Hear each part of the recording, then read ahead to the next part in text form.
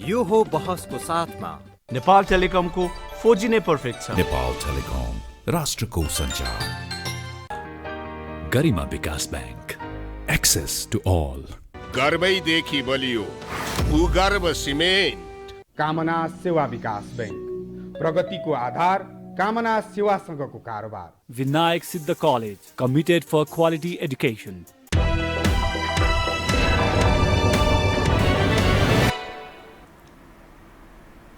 नमस्कार, यो बहसमा म यहाँहरूलाई हार्दिक स्वागत गर्दछु। जीवराम भण्डारी। आज यहाँहरू सामुन्ने उपस्थित हुनुहुन्छ डाक्टर जगमान गुरुङ। उहाँ संस्कृतिविद हुनुहुन्छ, उपकुलपति नेपाल प्रज्ञा प्रतिष्ठानका। उहाँसँग आज म हाम्रा कतिपय परम्परा, मूल्य, मान्यता, हाम्रा आदर्श पक्षहरू, नेपालको पहिचानसँग जोडिएका विषयलाई केन्द्रमा राखेर आम दर्शकका लागि यो अलिकति सूचनामूलक ज्ञानवर्धक विषय पस्कने उहाँ मार्फत म प्रयत्न गर्नेछु। नेपाल संसारमा यसकारण चिनिन्छ केही गौरव लायक हाम्रा विशेषताहरू, पक्षहरू र हाम्रो भूखण्डमा त्यस्ता अवस्थित चयन त्यसरी भएको छ, इतिहासले त्यस्तो पुष्टि गरेको छ। जस्तै वीर गोर्खाली भनेर नेपालीलाई चिनिन्छ। संसारमा यो सोझा जाति भएको हुनाले इमान्दार छन्, यो पनि एउटा हाम्रो पहिचान हो। त्यसै गरी सगरमाथाको देश नेपाल कहाँ हो त भन्दा सगरमाथाको देश यसरी बुझिन्छ। गौतम बुद्धको जन्मस्थल जनक र सीता, ब्रिकुटी अनि पृथ्वीनारायण शाहको देश। अधिकतम विश्वका मानिसहरूले त्यो नेपालको सिर्जना, नेपालको त्यो इतिहासलाई बुझेनन् भने कता कता हाम्रो अस्तित्वमाथि प्रश्न उठ्ने गर्छ। नेपालको सवालको कुरा गर्दा दुई ठुला देशहरूको बिचमा हामी छौँ। कतिपय शासक प्रशासकहरू, विगतका छिमेकी देशहरूले हाम्रो देशमाथि गिद्धे नजर नराखेका पनि होइनन्। भारतीय कतिपय राजनीतिक अगुवाहरूले हाम्रो सुरक्षा सगरमाथासम्म, हिमालसम्म भन्ने त्यस्तो दाबी गरेको विगतको नेहरूको उदाहरण दिन सकिन्छ। सरदार वल्लभभाई पटेलका कतिपय मानिस उदाहरण दिने गर्छन्। सगरमाथाका सवाल उप एक समय चीनसँग पनि कता कता के हो यो विवादको विषय पनि बनेको, अर्थात् तिब्बतको सवाल उप।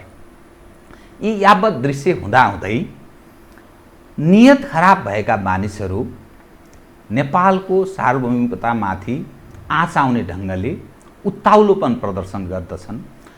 फलत नेपालीहरू आवेशमा आउने, अलिकति आक्रोश प्रदर्शन गर्नुपर्ने त्यस्तो स्थिति पनि हुन्छ।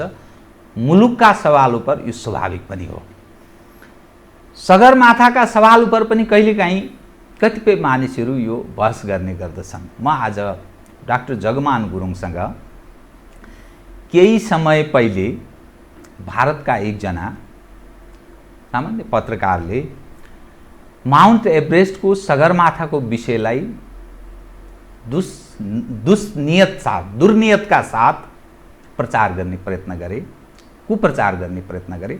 फलत त्यो विषय अलिकति आम नागरिकलाई स्पष्ट होस् भन्ने ढङ्गले संस्कृतिविद डाक्टर जगमान गुरुङसँग सगरमाथाको महिमा, महत्त्व, हाम्रो परम्परा, मूल्य र मान्यता, हाम्रा पूर्वजहरूले स्थापित गरेका पक्ष सूचनामूलक ढङ्गले कुराकानी गर्नेछु। सर्वप्रथम म उहाँलाई स्वागत गर्छु। स्वागत छ डाक्टर साहब। नमस्ते डाक्टर साहब। यो 8,848.86 मिटर भनिएको छ अहिले। पहिले हामीले निरन्तर पढ्दा 8,848 मिटर अग्लो सगरमाथा, माउन्ट एभरेस्ट यसरी हामी, अनि चिनियाहरूको तर्फबाट भन्दा झामोलुङमा, कोही चोमोलुङमा भनेर यसरी त्यसको नामाकरण गरिएको, उत्तरी मोहडामा उनीहरूले दाबी रहेको, हाम्रो चाहिँ खास मूलत चुचुरो चाहिँ नेपालको भनेर यसरी हामीले पढेको। यो सगरमाथा, माउन्ट एभरेस्ट यो पृथक नाम छ। अब यो चिनियाहरूले चोमोलुङमा या झ्यामोलुङमा यो के हो त? यसको अलिकति स्पष्ट होस् न। खास गरी नयाँ पुस्ता, पुरानै पुस्ता पनि यसको बारेमा अलिक दुविधाजनक विषयहरू उठान गर्ने गर्छन्। के भन्ने, के नभन्ने, माउन्ट एभरेस्ट ठिक कि सगरमाथा ठिक कि, चोमोलुङमा चिनियाहरूको भनाइअनुसार चोमोलुङमा, झ्यामोलुङमा यो के हो? यो अलिक स्पष्ट पारिदिनु त डाक्टर साहब। मैले यहीँबाट सुरु गरेँ, कृपया। अब यसमा यो सगरमाथा अथवा माउन्ट एभरेस्ट झामोलङमा यसको बारेमा चर्चा गर्नुभन्दा एउटा चाहिँ पृष्ठभूमि कृपा पृष्ठभूमिमा जस्तो पञ्चतन्त्र भन्ने एउटा प्रसिद्ध ग्रन्थ छ। त्यसमा मित्रभेद मित्र प्राप्ति भन्ने यस्ता पाठहरू छन्। मित्रभेद भनेको के हो भने मित्र मित्रको बिचमा फाटो पारेर त्यसलाई शत्रु शत्रु बनाइदिने, त्यो मित्रभेद। शत्रुलाई पनि मित्रवत व्यवहार गरेर बोली वचनद्वारा मित्र बनाउने, त्यो मित्र प्राप्ति। अहिलेको चाहिँ वर्तमान सगरमाथाको कुरोमा त्यही मित्रभेद मित्र प्राप्ति यसको पृष्ठभूमि। जस्तो अब यहाँले नै भन्नुभयो भारतको चाहिँ जी न्युजको एउटा चाहिँ सामान्य पत्रकार नेपालमा आएर नेपालका चाहिँ सम्माननीय प्रधानमन्त्री केपी शर्मा ओलीज्यूसँग समसामयिक विषयमा अन्तर्वार्ता लिनुभयो। अब सम्माननीय प्रधानमन्त्री केपी शर्मा ओलीजीले निम्त्याएर आउनुभयो कि अथवा ऊ आफू खुसी चाहिँ आए कि त्यो कुरो उनीहरू जान्ने। तर यो अन्तर्वार्तालाई लिएर नेपालका मै हुँ भन्ने वरिष्ठ विद्वानहरू चिकित्सकहरू के भन्छन् भने नेपाल र भारतको सम्बन्ध ज्यादै बिग्रियो। त्यो सम्बन्ध बिगार्ने मान्छे केपी ओली हो। जसले सम्बन्ध बिगारेछ उसैसँग गएर चाहिँ अन्तर्वार्ता लिने भने त्यो जी न्युज भनेको त भाजपाको सञ्चार माध्यम पठाएको भन्छ। उही व्यक्तिले के भन्छ भन्दाखेरि भारतप्रति नकारात्मक भावना राखे केपी ओलीले। अब अहिले राजनैतिक यस्तो सङ्कट भयो, भारतलाई परास्त बनाउनलाई फकाउनलाई उसले झिकाएको भन्छ। फेरि उसैको कुरोमा चाहिँ द्वैत मत छ। अनि केपी शर्मा ओलीले झुट बोल्यो भन्छ। किन झुट बोल्यो रे भन्दाखेरि केपी शर्मा ओली त चीन परस्त व्यक्ति। नेपालको भारत र चीन प्रतिको दृष्टिकोण र व्यवहार समान छ। झुट बोलेको ऊ चाहिँ भारतप्रति चाहिँ छैन। र युएनमा पनि नेपालको एउटै भोट, भारतको पनि एउटै भोट, तैपनि भारत विशाल छ। भारतसँग नेपाली जोडी खोज्न हुँदैन भन्छन् यहाँका नेपालीहरू। अनि अर्को एउटा वरिष्ठ पत्रकार के भन्छ भन्दाखेरि भारतले केपी ओलीले गालेर छाड्यो भनेर भन्छ। त्यो कुरो राजनीतिको पाटोको कुरो हो। म चाहिँ राजनीतिक व्यक्ति होइन, म चाहिँ जान्दिनँ। तर भारतका प्रधानमन्त्री पण्डित जवाहरलाल नेहरू, ऊ त पण्डित प्रधानमन्त्री जवाहरलाल नेहरू मात्रै भन्दैन, पण्डित जवाहरलाल नेहरू ऊ त काश्मीरी ब्राह्मण, इलाहाबादमा आएर बसेको। उसको एउटा छोरी इन्दिरा गान्धी छोरीलाई पढाउँछ घरमा, हेर नानी यो भारतवर्षको चरित्र यस्तो हो, भारतीय सभ्यता संस्कृति यस्तो, आर्य मर्यादा यस्तो भनेर घरमा पढाउँछ। घरमा पढाएपछि ऊ त्यो होस्टेलमा गएर बस्छ इन्दिरा गान्धी, चिठी लेख्छ। ल यस्तो यस्तो यस्तो भनेर चिठी लेख्छ, आदर्श र मर्यादा। अघि पुरानो शिक्षामा हामीले नेहरू लेटर भनेर पढ्न पर्थ्यो। त्यस्ता विद्वान थिए पण्डित जवाहरलाल नेहरू प्रधानमन्त्री। वो राजनीतिक व्यक्ति मात्रै होइन, भारतीय संस्कार संस्कृति आर्य मर्यादा सबै चाहिँ जानेको। त्यस्तै अब अहिले जी न्युजको त्यो पत्रकार भाइलाई माध्यम बनाएर नेपालका सम्माननीय प्रधानमन्त्री केपी शर्मा ओलीले भारतवर्षको भूगोल के हो, भारतवर्षीय चरित्र के हो पाठ पढाइदिनु, यहाँको आदर्श र मर्यादा चाहिँ के हो, नेपाल र चाहिँ भारतको सांस्कृतिक अन्तर्सम्बन्ध के हो भनेर उसलाई माध्यम बनाएर विश्वलाई पढाएको छ। भारतवर्षीय चरित्र, भारतवर्षको भूगोल र नेपाल र भारतको चाहिँ सांस्कृतिक धार्मिक सम्बन्ध अन्तर्सम्बन्ध यो हो भनेर पढा। अनि पढाउँदै भारत र चीनप्रति नेपालको समान दृष्टिकोण र व्यवहार छ। त्यो गलवान भ्याली त्यो चीन र भारतको समस्या हो, नेपालको चाहिँ त्यसमा कुनै हस्तक्षेप छैन। तर लिम्पियाधुरा, कालापानी, लिपुलेक त्यो नेपालको हो, फिर्ता पाउनुपर्छ। ट्याक्कलहरू कुरा राखिदियो। त्यसमा चाहिँ नि कुरा त्यो हो राम्रो। त्यो अन्तर्वार्ता होइन, उसलाई माध्यम बनाएर प्रवचन गरेको छ भनेपछि अब उनी यहाँ प्रवचनमा अन्तर्वार्तामा बस्दाखेरि केपी शर्मा ओली सम्माननीय प्रधानमन्त्री केपी शर्मा ओलीजी बडा चेयरफुल मुद्रामा, पिसफुल मुद्रामा, कहिले यता क्वालिटी पर्छ, कहिले यता क्वालिटी पर्छ, कहिले अडेस लगाएर मुख पनि रातो नबनाइकन, मुख पनि कालो न, प्रसन्न मुद्रा, चेयरफुल, पिसफुल, हँसमुख भन्दाखेरि चाहिँ हाँसी लगाएर चाहिँ हाँसी प्रवचन गर्छ। अनि पत्रकारले उपर खुट्टी लाए पनि भन्छन् कोही, अदब नभएको मान्छेले त उबर खुट्टी लाउँछ के लाउँछ त्यसको हामीले कुरा चाहिँ छैन। त्यो अलग आछ केटाकेटी कुकुरको मुसो जसरी बस्छ कुनामा। तर जब सगरमाथामा गएपछि उन्माद भयो। जस्तो शुष्क मनस्थितिका मान्छेहरू औँसी पुरिन लाग्छ नि वास फास उहाँ गएर त नाची चाहिँ अन्तर्वार्ता दिन्छ बा सगरमाथाले पृष्ठभूमिमा राखेर उसले बोलेको रेकर्ड छ भन्दाखेरि माउन्ट एभरेस्टमाथि भारतको पनि दावा हुनुपर्छ। भारतमा अब यस्तो चाहिँ हल्लाखल्ला माहौल बनाउनु पर्छ र विश्वको सामुन्ने अब भारतले यो दाबी राख्नुपर्छ र माउन्ट एभरेस्टको नाम राधाकृष्ण सिकदरको नामबाट राख्नुपर्छ भनेर नाची त्यसो भने। तिनको एउटा भनाइ के छ भने मैले अलिकति इतिहासलाई मात्रै मैले यसो सम्झाउन मात्रै खोजेको। सन् 1852 भारतका एउटा नापी अधिकृत रहेछन् राधा सिकदर भन्ने। उनले यो नापेको ती भारतीय नागरिक, भारतीय होइन त्यस बेला त ब्रिटिस साम्राज्यको एउटा अधीनस्थ थियो भारत।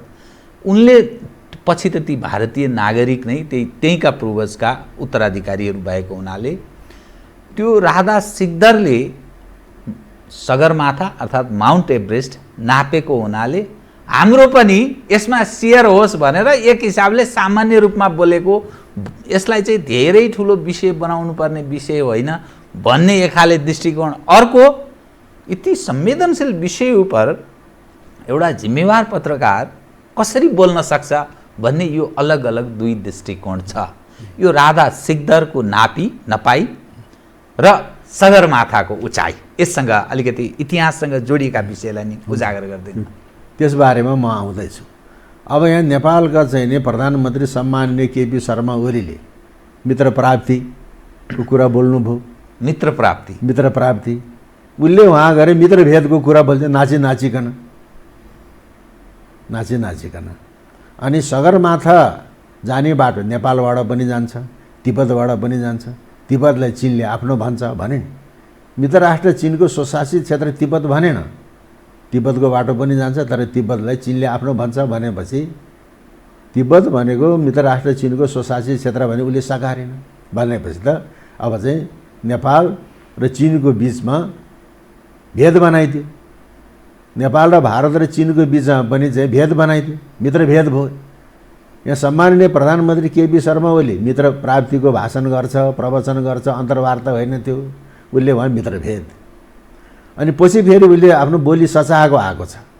हिजो अस्ति उसको एउटा पोस्ट गर्यो, कतिले खप्की खायो होला। अब सगरमाथा माउन्ट एभरेस्ट प्रति भारतको दाबी छैन, तर माउन्ट एभरेस्टलाई नेपालले सगरमाथा भनेर चिन्दछन् भने अब भारतले माउन्ट सिकदर भनेर चिन्नुपर्छ भन्ने कुरा यो भयो। अलिक तल ओर्ल्यो।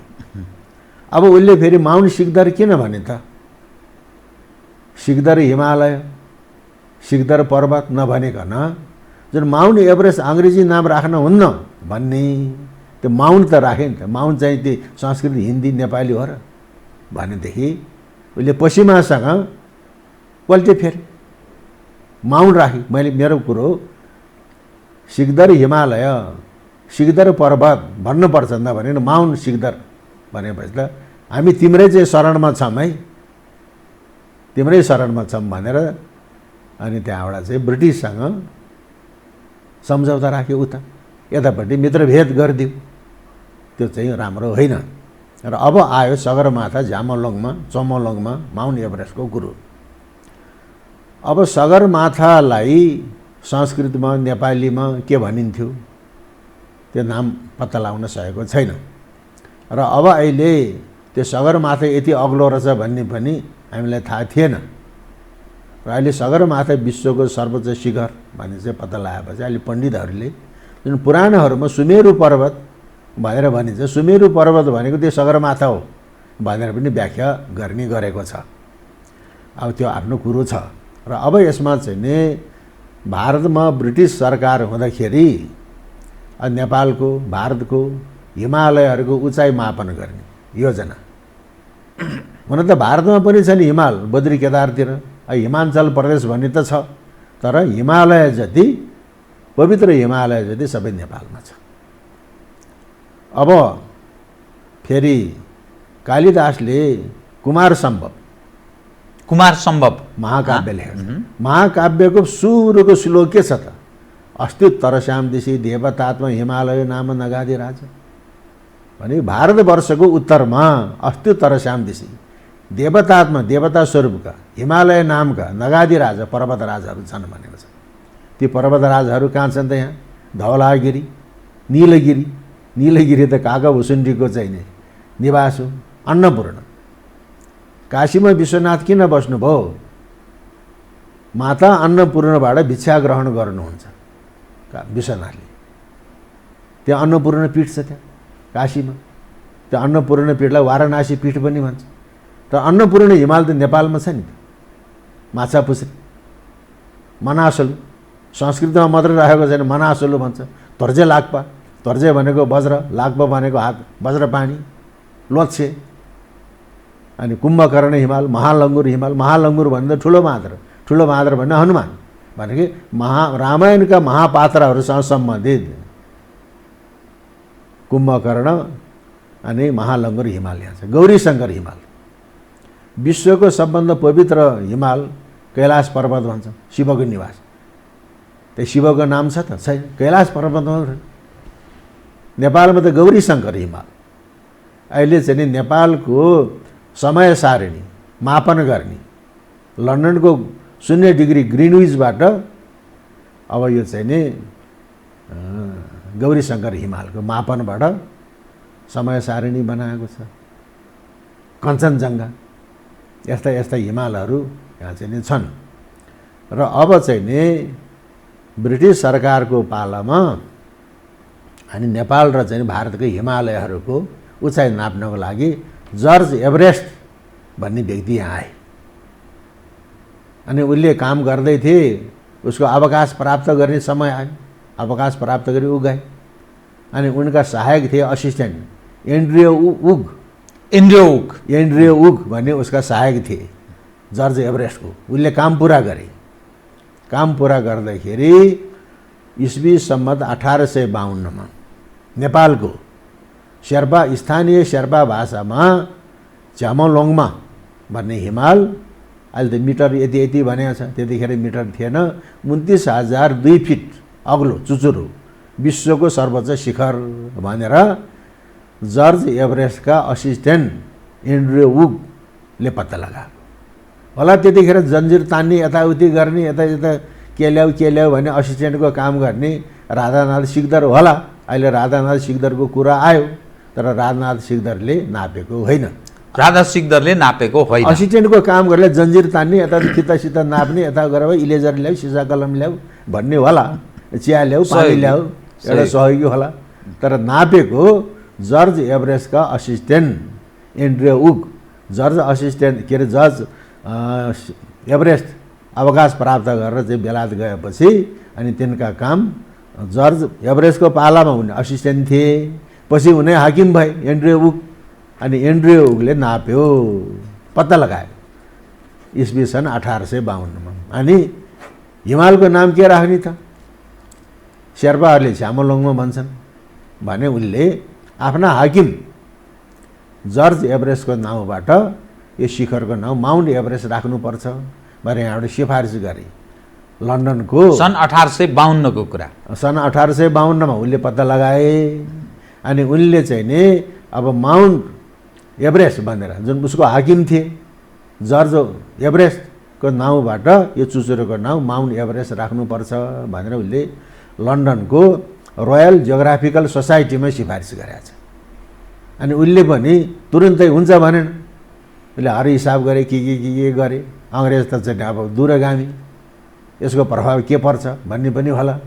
त्यसपछि इस्वी सन् 1856 रोयल जियोग्राफिकल सोसाइटीले स्वीकृति दियो, ल अब त्यो चुचुरोको नाउँ माउन्ट एभरेस्ट राख्ने भनेर चाहिँ स्वीकृति दिएपछि इस्वी सन् 1856 त्यो चुचुरोको नाउँ माउन्ट एभरेस्ट राख्यो। त्यतिखेर भारत पनि चुप्पै लाग्यो, नेपाल पनि चुप्पै लाग्यो। जङ्गबहादुरको समयको कुरा थियो त्यो। त्यो त चाहिँ नि 1900 विक्रम सम्बन्ध 1913 यहाँ त काटामारको समय।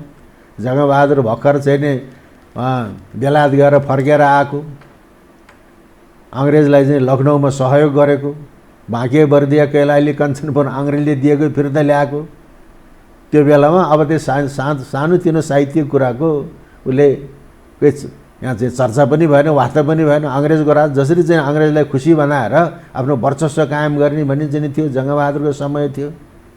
त्यसको 82 वर्ष पछाडि अब भारतमा चाहिँ नि अङ्ग्रेजको विरुद्धमा क्रान्ति हुन थाल्यो, गतिविधि हुन थाल्यो। त्यसको असर नेपालमा पनि पर्यो। यहाँ पनि राजनीतिक गतिविधिहरू हुन थाल्यो, राणाको विरुद्धमा क्रान्तिहरू सुरु हुन थाल्यो, साहित्यिक गतिविधिहरू बढ्यो। अनि त्यहाँबाट एउटा चाहिँ नि यहाँका अग्रजहरूले शारदा पत्रिका, त्यो साहित्यिक पत्रिका शारदा पत्रिका प्रकाशित हुन थाल्यो। र विक्रम सम्वत 1995 ईस्वी सम्वत 1938 मा बाबुराम आचार्यले अनि सगरमाथा या झ्यामोलङमा भनेर एउटा लेख छपायो शारदा पत्रिकामा। पहिलो विक्रम सम्वत 1995, त्यसमा चाहिँ 57 घटाउनु पर्यो। अनि ईस्वी सम्वत 1938 शारदा पत्रिका सगरमाथा या झ्यामोलङमा भनेर चाहिँ लेख छापिएको छ। नेपालमा त त्यसको केही महत्त्वै भएन। नेपालमा भन्दा भारतमा भारतीय विद्वानहरूले धेरै प्रशंसा गरे, किनभने अब चाहिँ जर्ज एभरेस्टको नाउँबाट रहेको माउन्ट एभरेस्टको नाउँ एउटा नेपाली भाषामा रह्यो, सगरमाथा नेपाली भाषामा रह्यो भनेर त्यहाँका वैज्ञानिकहरूले विद्वानहरूले अनि यो बाबुराम आचार्यको लेखको धेरै प्रशंसा भयो। नेपालले त चाहिँ प्राज्ञिक कुरामा वास्ता व्याख्या गर्दैन, अहिले पनि गर्दैन वास्ता व्याख्या, तर भारतका विद्वानहरूले धेरै प्रशंसा गरे। अनि उसले सगर भनेको आकाशसम्म, माथा भनेको टाउको, शिर, सगर भनेको आकाश। पहिलेका पुराना बुढाबुढी अहिले पनि सगरै भन्छ, सगर गर्जो भन्छ, आकाश गर्जो भन्छ, सगर गर्जो। त्यो सगर भने कहाँबाट? स्वर्ग भन्ने शब्दबाट सगर आएको, स्वर्ग भन्ने शब्दबाट सगर आयो। माथा भनेको टाउको, शिर, टाउको भने शिर।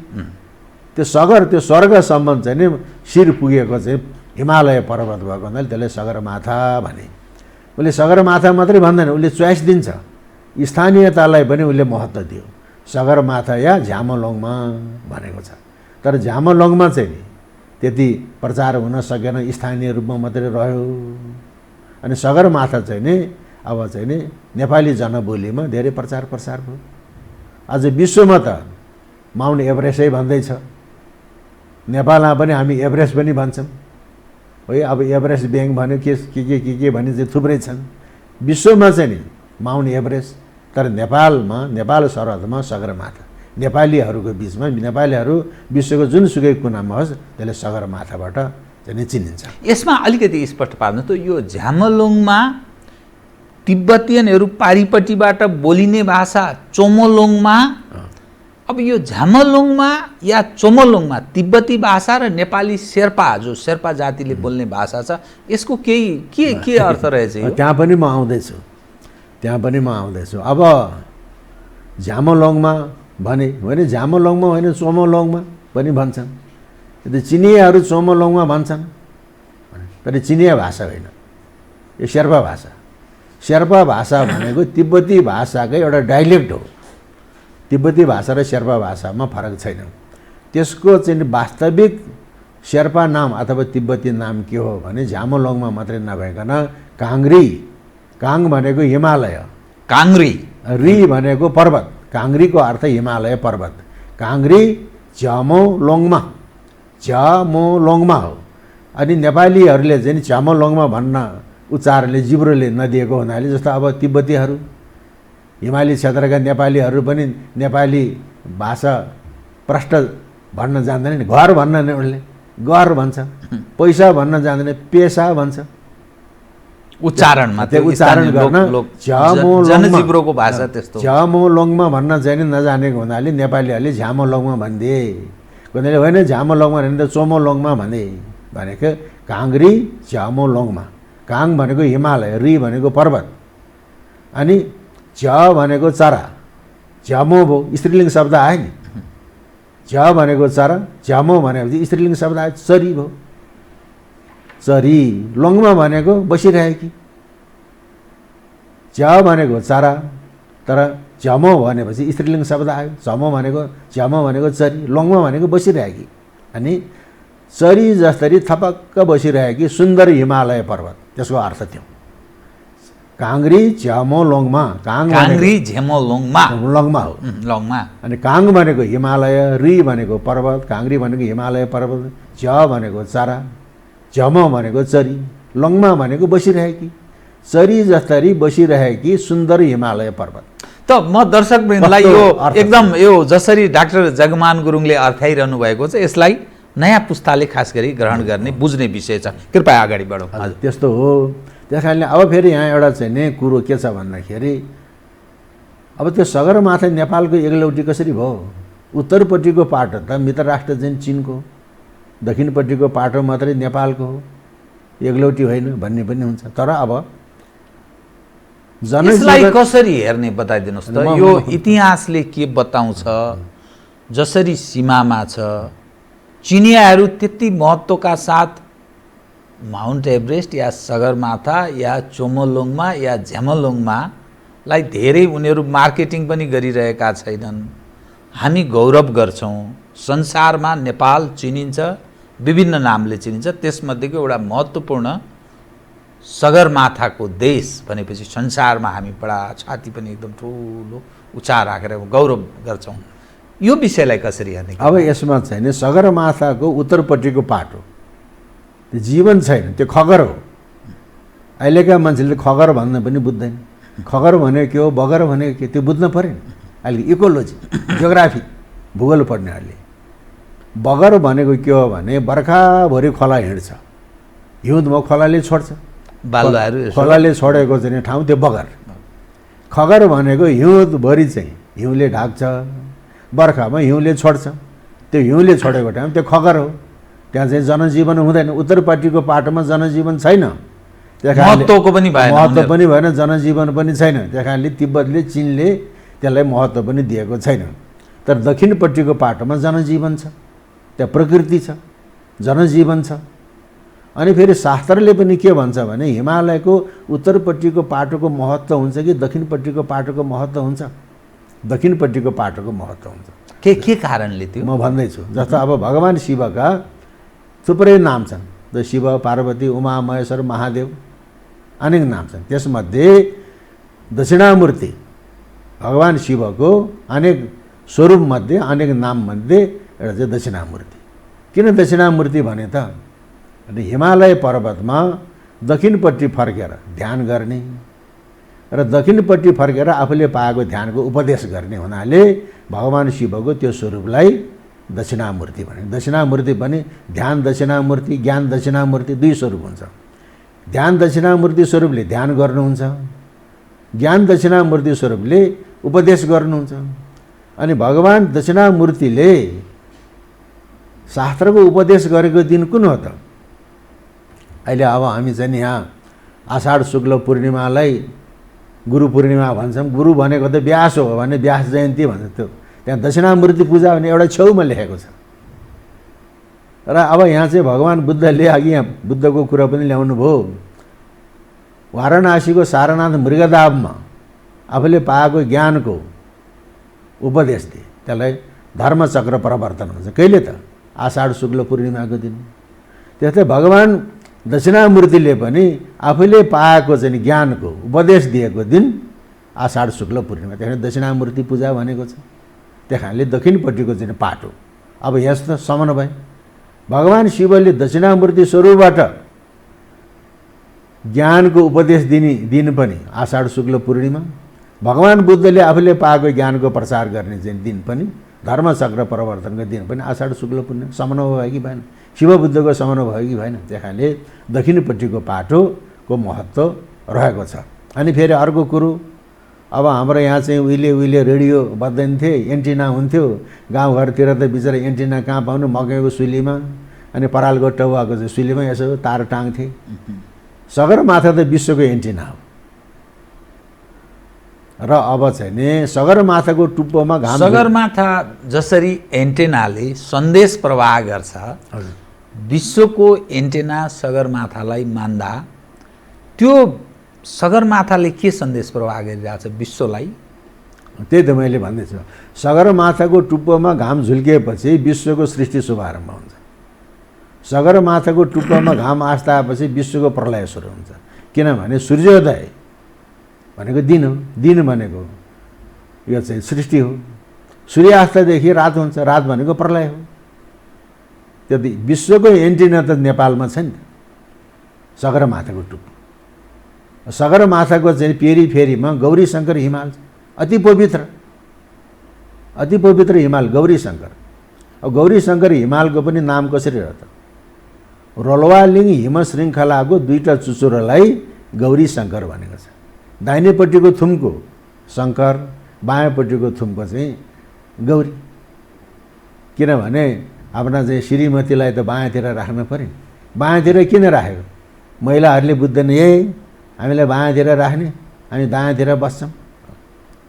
देब्रे र दाहिनेको यो महत्त्व के हो? यो भने मान्छेको मुटु कहाँ हुन्छ? देब्रेतिर हुन्छ नि। कुनै कुनैको दाहिनेतिर पनि हुँदो रहेछ मुटु, कुनै कुनैको। एकजना मान्छेको दाहिने मुटु भएको मान्छे थाहा पाएछु मैले। मुटुको हृदय, जता हृदय छ हृदयश्वरी त त्यता बस्यो नि त, त्यो स्वास्नी हो र, त्यो हृदयश्वरी हो। त्यही कारणले जता हृदय छ हृदयश्वरी त्यता राखेको। हामीले बायाँतिर राख्ने, जसरी यहाँले झन्डा राख्नु भएको छ नि मुटुमा छ, जता हृदय छ हृदयश्वरी त्यता। त्यस कारणले चाहिँ रोल्वालिङ हिम श्रृङ्खलाको दाहिनेपट्टिको थुम्को शङ्कर, बायाँपट्टिको थुम्को गौरी। अब रोल्वालिङ भनेको के हो त? गौरी शङ्कर ती संस्कृत भाषाको शब्द। आज लोक भाषामा त गौरा पार्वता भन्छ। राईको, लिम्बूको, गुरुङको, मगरको आफ्नै भाषामा पनि मन्त्र होला। नेपालको पश्चिमतिर खास गरी सुदूरपश्चिममा गौरा पर्व बहुत धुमधामका साथ मनाइन्छ। मैले राईको, लिम्बूको, गुरुङको, मगरको आफ्नै भाषामा पनि मन्त्र होला। तर चाहिँ अधिकांश मन्त्र चाहिँ हिन्दी र नेपाली मिसिएको छ। मन्त्र गऱ्यो भरे अन्तिम गौरा पार्वता कि बाचा ओम फट्छु भन्छ। गौरा पार्वता त्यो गौरी भने नेपाली जनजीवनमा त्यो गौरी शङ्करको यस्तो प्रभाव छ। त्यस कारणले चाहिँ दलितहरूको मन्त्र पढ्यो गौरा पार्वती कि बाचा ओम फट्छु भने। अनि रोल्वाको अर्थ क्रीडा। लिङ भनेको द्वीप, क्रीडा द्वीप। कसको क्रीडा त? भेडा बाख्राको क्रीडा हो कि मान्छेको क्रीडा हो कि देवी देवताको क्रीडा? रोल्वालिङ क्षेत्र। रोल्वाको अर्थ क्रीडा, लिङको अर्थ द्वीप, क्रीडा द्वीप। कसको क्रीडा त? मान्छेको क्रीडा हो कि भेडा बाख्राको क्रीडा हो कि चराचरीको क्रीडा हो कि? अनि देवी देवताको क्रीडा। कुन देवी देवताको क्रीडा? गौरी शङ्करको क्रीडा। क्रीडा भन्नाले सम्भोग, क्रीडाको अर्थ अपराध सम्भोग। र गौरी शङ्करको क्रीडा अथवा सम्भोगबाट कुमार जन्मेको, कुमार सम्भव। त्यसो भएर चाहिँ अस्ति उत्तरश्याम दिशी देवतात्म हिमालय नाम नगादी राजा भनेको। अनि त्यहाँको स्थानीय व्यक्तिहरूले जसरी चाहिँ सगरमाथालाई काङ्ग्री झोमोलोङमा भने जस्तै, अनि गौरी शङ्करले काङ छेरिङ। छय भनेको आयु, रिङ भनेको लामो। यतापट्टि मृत्युञ्जय महामृत्युञ्जय भनेको छ नि शङ्करलाई। अनि मृत्युलाई जित्न सकेपछि पो आयु लामो हुन्छ। छय भनेको आयु, रिङ भनेको लामो। छेरिङबाट चाहिँ छिरिङ भयो भन्दाखेरि हिन्दू बौद्ध बोन्पोहरू सबैले मानेको। त्यस कारणले अब गौरी शङ्कर हिमालको काखमा छ छोरोल्पा। छो भनेको सरोवर, रोल्वा। जस्तो अब मानस सरोवरमा ब्रह्माजीले हाँस भए, कुमारले मयूर भए, विष्णुले चाहिँ गरुड भएर चाहिँ नि त्यहाँ चाहिँ पौडी खेले। अनि ब्रह्माजीको चुचोले चाहिँ उत्तरतिर चाहिँ खोतल्यो, ब्रह्मपुत्र निस्क्यो। अनि यतापट्टि कुमारले मयूरले खोतल्यो, कर्णाली निस्क्यो भन्छ नि। त्यहाँ पनि छो रोल्वा। छो भनेको सरोवर, देवी देवताले क्रीडा गरेको सरोवर। त्यसको नाम गौरी शङ्कर हिमालको महत्त्व बुझ्नु पर्यो, छोरोल्वाको महत्त्व बुझ्नु पर्यो। अन्त रोल्वालिङ गुम्बा भनिन्छ त्यहाँ। रोल्वालिङ गुम्बा भन्दाखेरि रोल्वा भनेको चाहिँ नि तिब्बती भाषाको शब्द। रोल्वालिङ हिम श्रृङ्खलाको दुईटा चुचुरो गौरी शङ्कर। कस्तो भाषाको समन्वय छ, संस्कृतिको समन्वय छ। मित्र प्राप्ति भनेको त्यो हो, हाम्रो मित्र भेद होइन। त्यस कारणले अब एउटा आँला काँचो केटा आए बिचरा, उसले भारतवर्षीय पुरातन जुन हाम्रो आदर्श मर्यादा जानेकै छैन उसले आह्लादित भइदिए। त्यस कारणले अब हामी नेपाल कसैले केही गरे पनि रिसाउने होइन, हामी त मित्र प्राप्ति हँसिलो मुखबाट चाहिँ हाम्रो प्राचीन आदर्श मर्यादा यो हो। अहिले भारतको नारा के छ? अथवा अहिले नेपालले चाहिँ समृद्ध नेपाल सुखी नेपाली, समृद्ध नेपाल सुखी नेपालीको लागि हाम्रो होइन राम्रो मान्छे, हाम्रोले मात्रै राम्रो गर्न सक्दैन। समृद्ध नेपाल सुखी नेपाल नेपाली र समृद्ध नेपाल सुखी नेपालीको लागि हाम्रो होइन राम्रो मान्छे, त्यो हो नि त नीति। अहिले ओली सरकारले ल्याएको नीति हो। म यहाँसँग नि त्यो ऐतिहासिक त्यो संस्कृतिसँग हाम्रो संस्कार परम्परासँग सम्बन्धित विषय अलिकति कुरो के छ भन्दाखेरि भारतको अहिलेको नारा के हो? सत्यमेव जयते। सत्यको मात्रै जित हुन्छ भने त सत्यको जित कसरी हुन्छ? सत्यम सत्य नै विजयते। सत्यमा अडिएर रह्यो भनेदेखि सत्यको विजय हुन्छ। तर भारत अहिले सत्यमा अडिएको छैन। प्राचीन भारतवर्षीय आदर्श र मर्यादा भारतमा छैन। अहिले भारतीय नेताहरूमा, भारतीय पण्डितहरूमा त्यो छैन। र प्राचीन भारतवर्षीय आदर्श र मर्यादा के हो भने वेद मध्येको जेठो वेद ऋग्वेद। ऋग्वेदले मानिसलाई के आदेश गर्छ? वेद भनेको प्रभु सम्मत उपदेश हो। उसले भनेको कुरा मान्नै पर्छ। प्रभु सम्मत उपदेश 3 प्रकारका छन्। प्रभु सम्मत उपदेश, मित्र सम्मत उपदेश, कान्ता सम्मत उपदेश। वेदले यो गर भन्छ, त्यो प्रभु सम्मत नगरी हुँदैन, बाध्यात्मक भयो। धर्मशास्त्र भनेको मित्र सम्मत उपदेश। हे मित्र, यो बाटो गए यहाँ पुगिन्छ, यो बाटो गए भाडाखालोमा पुगिन्छ, यहाँबाट सजिलो तेर्सो बाटो छ, मान्ने नमान्ने तेरो कुरो चाहिँ यो हो भनेर सम्झाइदिने। साहित्य भनेको चाहिँ कान्ता सम्मत उपदेश, प्रियाको बोली जस्तो। अफिसबाट गयो, घुस खान पाएन कि त्यो दिनमा आम्दानी भएन कि हाकिमले खप्की खायो कि मुख आँध्याएर भएर गयो, ए हजुर पानी टक्राउँछु भनेर चाहिँ प्रियाले ढोकामा उभिएर भनेपछि त अनि घुस खान नपाएको पनि शान्त भयो, हाकिमको खप्की पनि शान्त भयो। प्रियाको वचन जस्तो कान्ता सम्मत। त्यसले वेद मध्येको जेठो वेद ऋग्वेदले के भन्छ त? मान्छेलाई के आज्ञा दिएको छ? सम गच्छध्वम सम वदध्वम समो मनांसि जानताम देव भाग यथा पूर्वे सञ्जनान उपासते। हे मनुष्य हो, जसरी तिम्रा महान पूर्वजहरूले एकमात्र सत्यको उपासना गर्दथे, यतै तिमीहरू सम गच्छध्वम मिलेर हिँड, सम्बद्धम एउटै बोली बोल, समो मनांसि जानताम तिमीहरूको चाहिँ मन पनि एउटै होस् भन्छ। अनि यजुर्वेदले के भन्यो? मित्रस्याहम चक्षुषा सर्वाणि भूतानि समीक्षे मित्रस्य चक्षुषा समीक्षामय। सम्पूर्ण चराचर जगतलाई म मित्रको दृष्टिले हेर्छु, मलाई पनि मित्रको दृष्टिले हेरियोस् भनेछ। अन्तिममा आएर भगवानसँग हामीले प्रतिज्ञा गरेका छौँ। अब उपनिषदको चाहिँ शान्ति मन्त्रको रूपमा आउँछ यो कुरा। उपनिषदमा सबैमा होइन, कुनै कुनै उपनिषदको आद्य अन्त्य शान्ति मन्त्रको रूपमा यो मन्त्र आउँछ। कस्तो छ? ओम सहना भवतु सहनौ भुनक्तु सह वीर्यं करवावहै तेजस्विनावधितमस्तु मा विद्विषावहै। अनि ओम शान्ति शान्ति शान्ति। ओम सहना भवतु, परमात्माले आध्यात्मिक विद्याको फल प्रकाश गरेर हामीहरूले सँगसँगै पालन गरून्। सहनौ भुनक्तु, परमात्माले आध्यात्मिक विद्याको स्वरूप प्रकाश गरेर हामीहरूले सँगसँगै रक्षा गरून्। सहवीर्यं करवावहै, त्यो आध्यात्मिक विद्या प्राप्तिको लागि हामी सँगै मिलेर चाहिँ उद्योग गरौँ। तेजस्विना अधितमस्तु, हामीले प्राप्त गरेको आध्यात्मिक विद्या तेजिलो होस्। अन्तिममा मा विद्विषावहै, हामीहरू कहिले पनि कुनै कुरामा द्वेष नगरौँ है। यो हाम्रो प्रतिज्ञा हो। तर त्यो प्रतिज्ञामा भारत छ? भारत अहिले मित्रभेदमा छ, मित्र प्राप्तिमा छैन।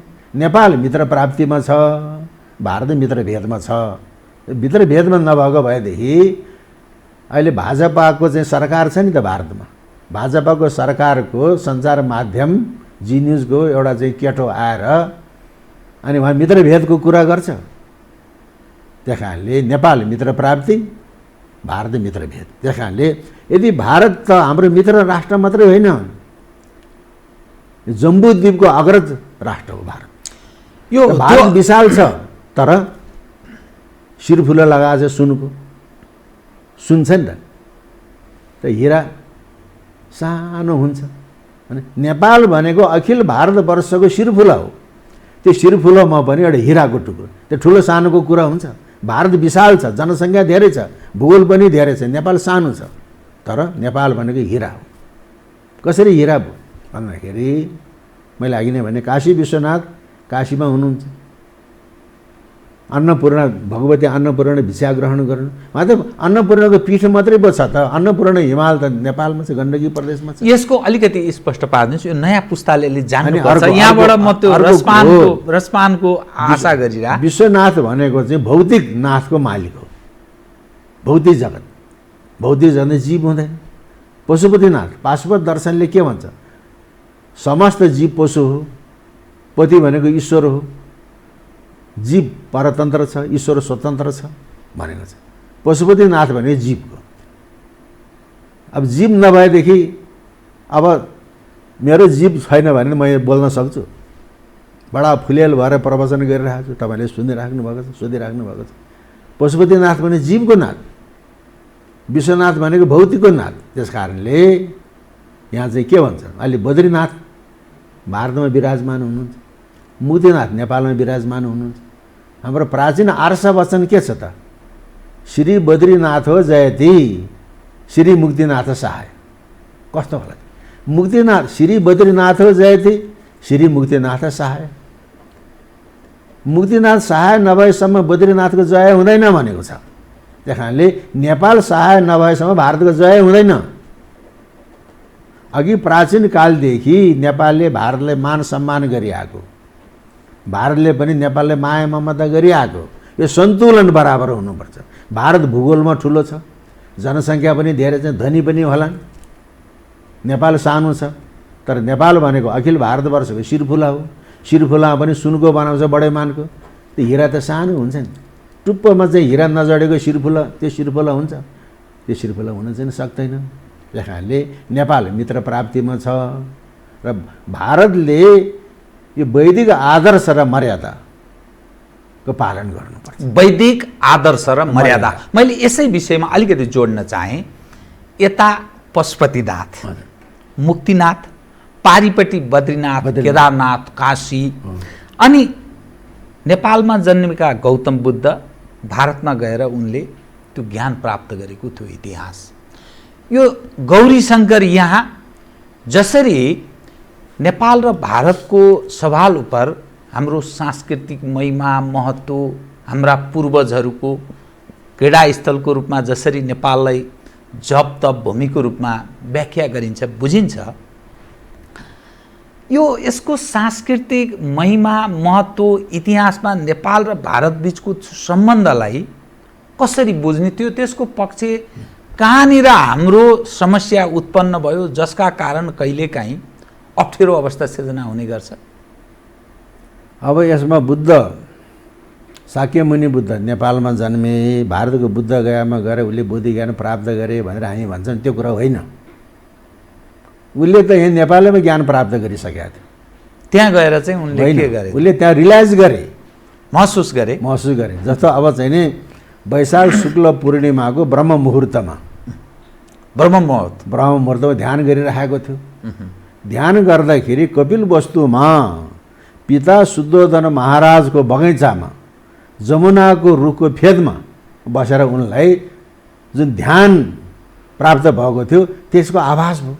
ओहो, बुद्धि ज्ञान त त्यही पो रहेछ। एकाग्र चित्तले यस्तो गरेर बसे भन्दाखेरि ऊ चाहिँ ज्ञान खोज्न भनेर गए। उसले त्यहाँ बुद्ध गयामा के रियलाइज गरे भन्दाखेरि कपिल वस्तुमा पिता शुद्धोधन महाराजको दरबारको बगैँचामा जमुनाको रुखको फेदमा बस्दाखेरि मलाई जुन ध्यानको आभास भयो, जुन ध्यान प्राप्त भएको थियो, बुद्धि ज्ञान त त्यही पो रहेछ। उसले त्यहाँ रियलाइज गरेको हो, ज्ञान त यहाँ प्राप्त गरेको हो। तेस्रो नेत्र खुलेको भन्ने रूपमा पनि बुझ्दा हुने हो भने मैले भने नि त, ज्ञान यहाँ प्राप्त गरे, उसलाई भ्रम रहेछ, ज्ञान खोज्न गए, उहाँ त आभास भयो नि त, ए रियलाइज गरे। त्यस्तै अब नेपाल, यो भारतको त्यो उखरो माउलो चाहिँ गर्मी ठाउँमा एकाग्र रूपले ध्यान गर्न सकिन्छ? सकिँदैन।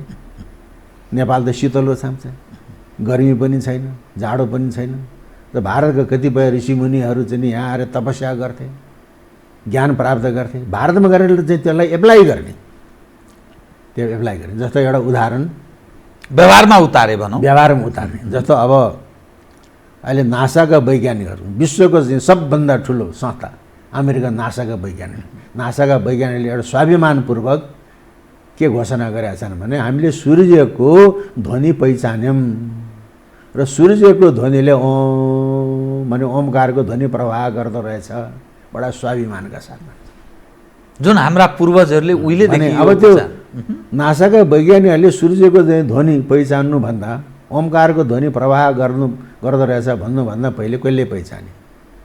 त्यो सौर्य उपासना कहाँ भयो? भारतमा भयो कि नेपालमा भयो? नेपालमा भयो। कसरी? विश्वामित्र त भारतका हुन्, नेपाली होइन। तर विश्वामित्रले त्यो ध्वनि पहिचाने। अब यहाँ सगरमाथाको कुरो आउँछ। उही तपस्या गर्न आयो विश्वामित्र क्षेत्री राजा, वशिष्ठ बाहुन, वशिष्ठ ब्राह्मण तकरार पर्यो। वशिष्ठले जित्यो। ओहो, क्षेत्री बलभन्दा ब्रह्म बल चाहिँ बलवान हुँदो रहेछ भने राजपाट छोडेर रुरु क्षेत्रमा उनी तपस्या गर्न आए। नेपालको रुरु क्षेत्रमा। अनि मेनकाले चिप्ल्याइदियो। षड्यन्त्र खेलखाल त उतै देवता पालादेखि नै भएको। विश्वामित्रले यस्तो हुने गर्छ, देवता पालादेखि भएको। किनभने विश्वामित्रले तपस्या जित्यो भने त स्वर्गको देवराज इन्द्र हुन पाउने भयो। अनि स्वर्गको देवराज इन्द्रले अनि षड्यन्त्र गरेर असफल बनाइदिन्छ नि। मेनकाले चिप्ल्याइदियो। अनि आफ्नो इन्द्रिय निग्रह गरेर कौशिकीको किनारामा गएका छन् उनी।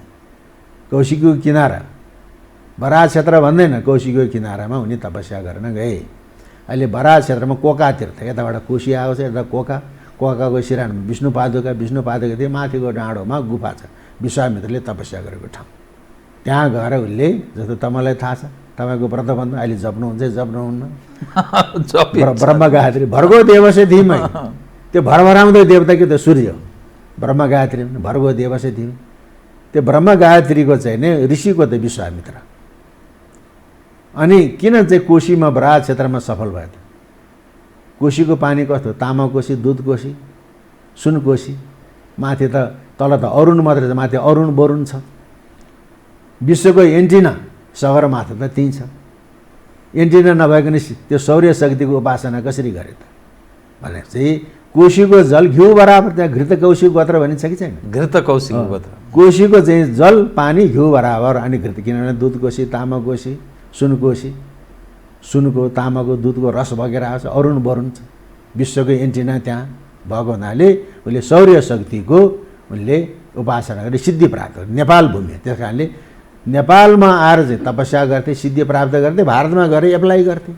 त नेपाल र भारत बिचको त्यो परम्परागत, त्यो सांस्कृतिक, ऐतिहासिक त्यो खाले सम्बन्ध, सम्पर्क यस्तो खाले रहेछ हाम्रो परम्परा। यस्तो खाले हुन्छ। अनि एउटा पक्ष चाहिँ मलाई अलिक स्पष्ट पारिदिनुहोस्। यो नयाँ खाले, खास गरी नयाँ पुस्ताले बुझ्नु जरुरी छ।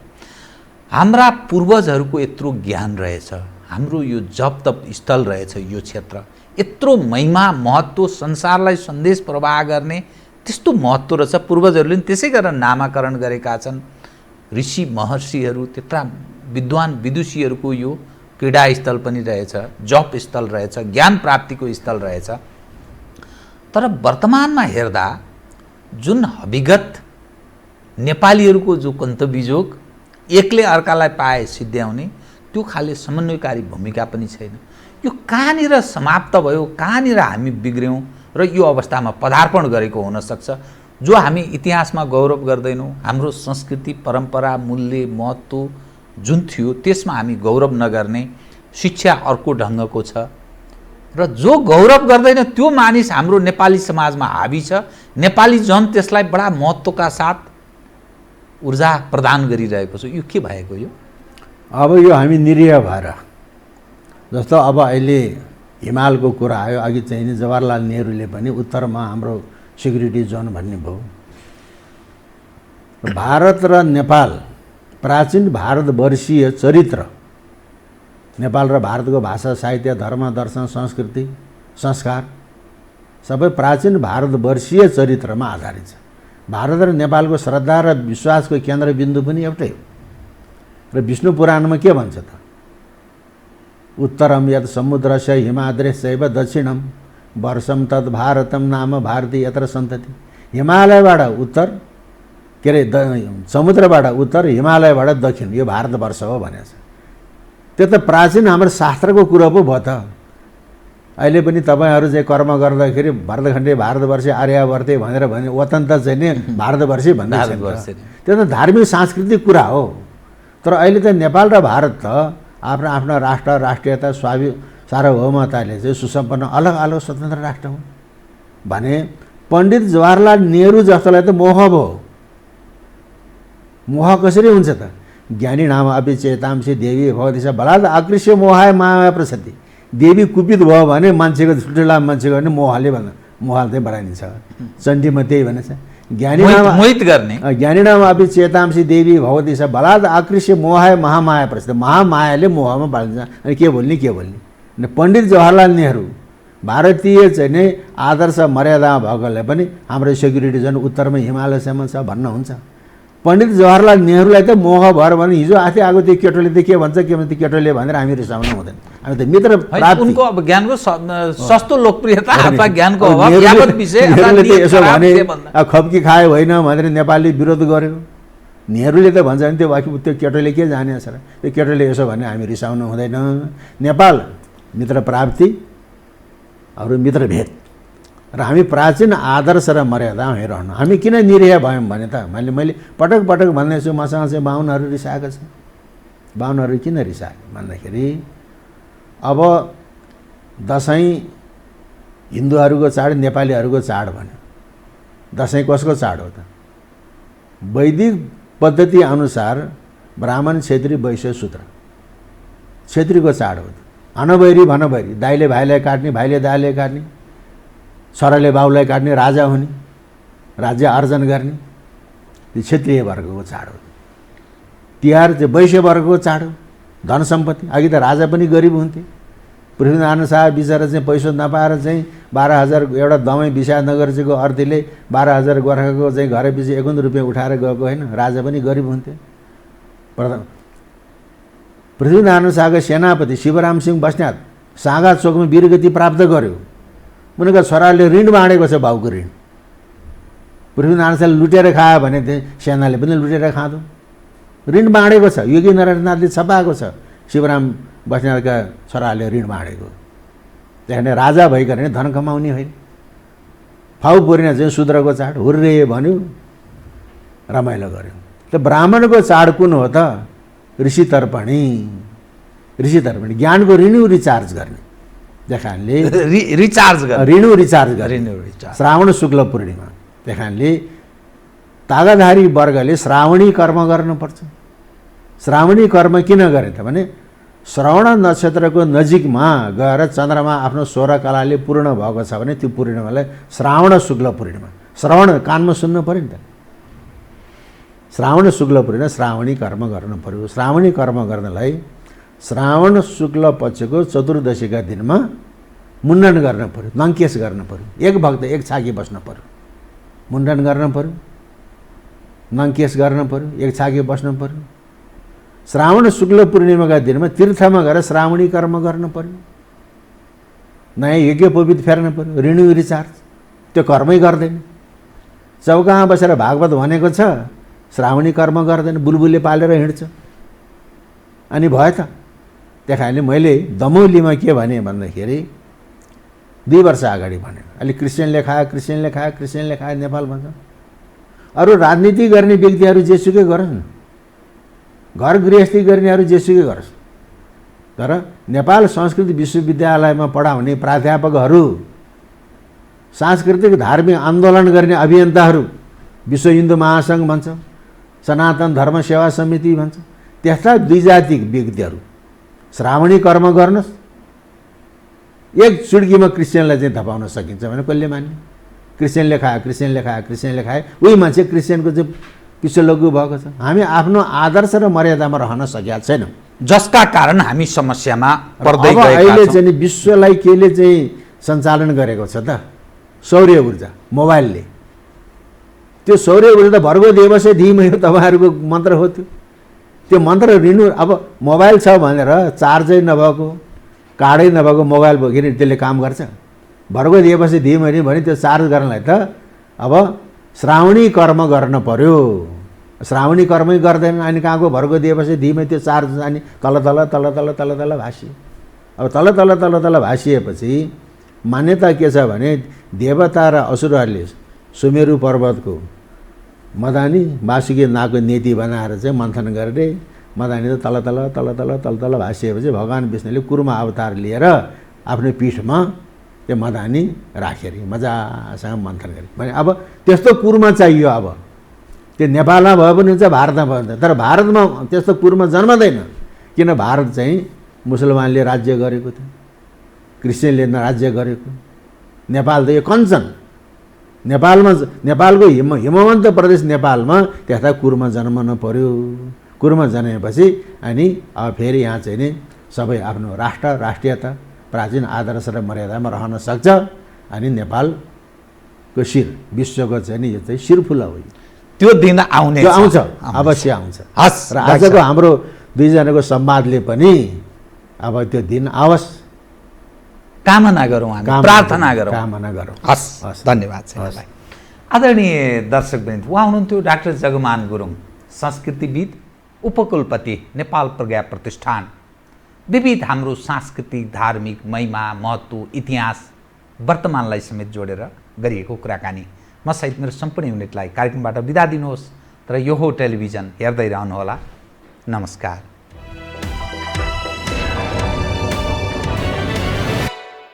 यो हो बहसको साथमा नेपाल टेलिकमको 4G नै पर्फेक्ट छ। नेपाल टेलिकम, राष्ट्रको सञ्चार। गरिमा विकास बैंक, एक्सेस टु अल। गर्वैदेखि बलियो भूगर्भ सिमेन्ट। कामना सेवा विकास बैंक, प्रगतिको आधार कामना सेवासँगको कारोबार। Vinayak Siddha College, committed for quality education.